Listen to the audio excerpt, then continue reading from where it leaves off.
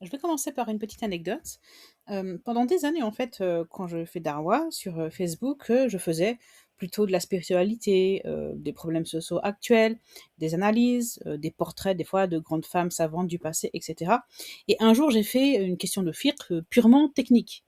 Et donc une sœur me fait le commentaire tout de suite, «Non, mais la religion, c'est pas que le halal et le haram» et cetera. Alors que c'était la première fois quasiment que je faisais un contenu comme ça purement technique, parce que d'habitude je réserve ça pour les cours sur inscription, mais da'wa grand public, je fais vraiment, de tout. Et je crois que c'est assez caractéristique de cette mentalité qui s'est répandue, que le fiqh est dur.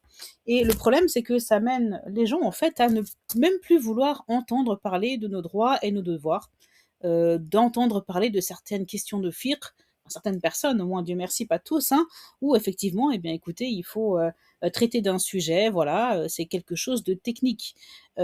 Seulement, il faut bien se rendre compte en fait que cette mentalité-là, elle a été créée à force de répéter que le fiqh est dur, à force de faire croire en fait que les gens qui sont dans les sciences religieuses et qui même enseignent cette matière seraient tous dans un esprit purement légaliste, ce qui n'est pas du tout le cas.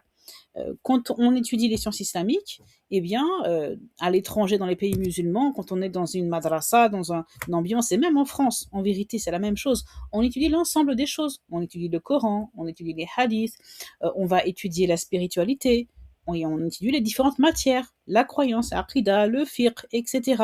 Et toutes les autres matières, hein, l'histoire, etc.